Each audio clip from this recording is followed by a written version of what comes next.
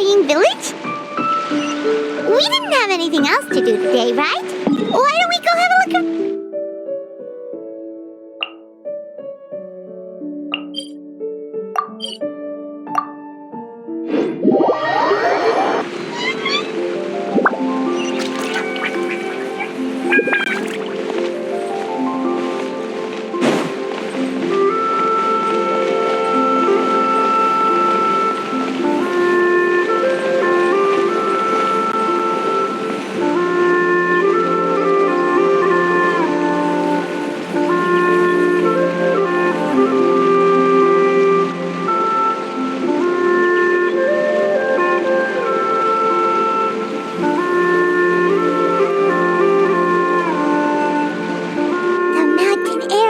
Refreshing!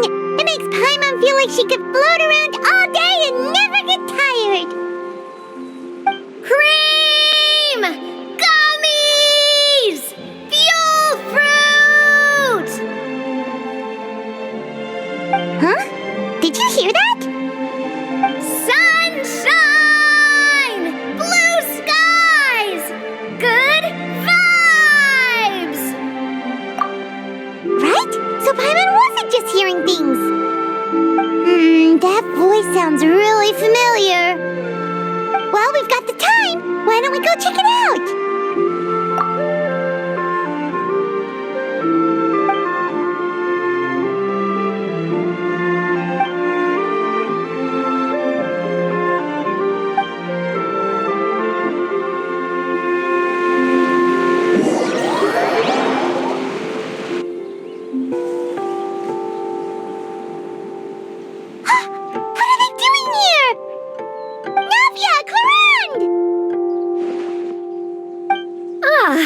Well, if it isn't my dear partners. See, I told you that something good was going to happen during our travels today. I have to say, sometimes the Steambird's astrology column is spot on.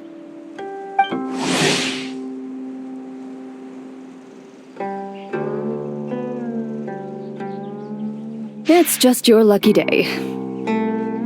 Are you guys also here to catch the festivities? Oh, and that reminds me! Happy Lantern Ride! Happy Lantern Ride. Happy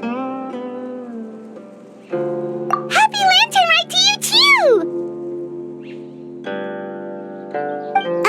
Wait, if you're here for Lantern Ride, then what are you doing on top of this deserted mountain?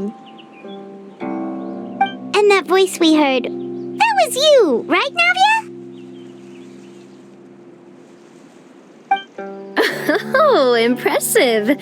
You could tell it was me from that far away. You've got good ears. That or your voice is just really loud. Well, of course it is. After all, I'm a boss. Indeed. I suppose it's an asset. Sure is! Having a loud voice is a handy tool when it comes to communication. Wait. That wasn't even Paimon's point. Paimon just wants to know why you two were shouting from the top of this deserted mountain. There was something about almonds, maybe? And buell fruit? Ooh, is it some sort of secret code? No, it's not a code. The words are meaningless. Perhaps, but the act of shouting was very meaningful indeed. That's just what mountain climbers do, right? After all the hard work it takes to make it to the top, as you stand on the summit looking out at the vast scenery, it's not easy to resist the urge to release those emotions.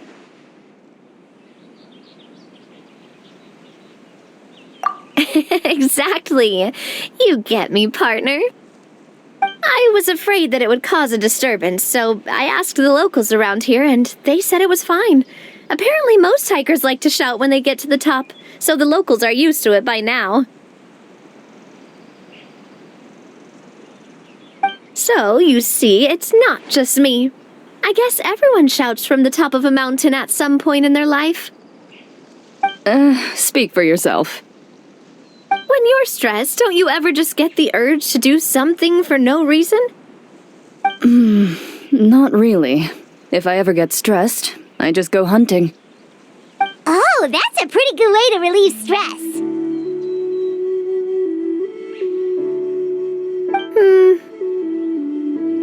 What I choose to hunt depends on my mood. Huh?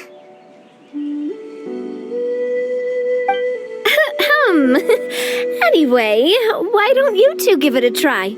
Shout anything you want. It's a real stress reliever. As long as Paimon has clothes on her back and food in her belly, Paimon doesn't think there's any stress that needs relieving. Oh, I bet you guys are just too embarrassed to let loose. No need to be shy. Even Farina was shouting from the top of this mountain earlier. Huh? Did Paimon hear that right? Farina's also here? In Qiaoying Village? Believe in your ears. It is indeed as you heard. Actually, the reason we climbed this mountain in the first place was also because we heard the sound of shouting. Yes, we could just about make out someone yelling things like, "Help me!" and "What should I do?" So we hurried up here to check it out. And what do you know? Miss Farina was standing right there, all red in the face. She practically sprinted back down the mountain the minute she saw us. Ah, that reminds me. I believe what she actually said was, "So help me, I will figure out what I should do about this script." So, you could actually hear what she was saying? Why didn't you say so earlier?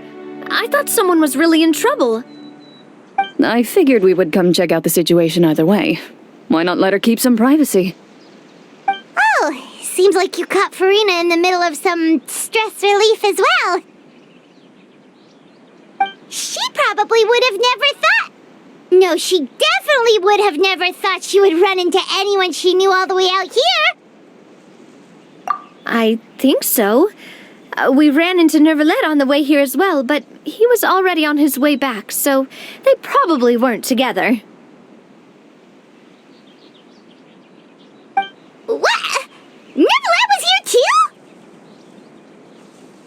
What was he doing here? It couldn't have been for vacation. I think it just might have been, actually. But apparently he only stayed for half a day before heading back.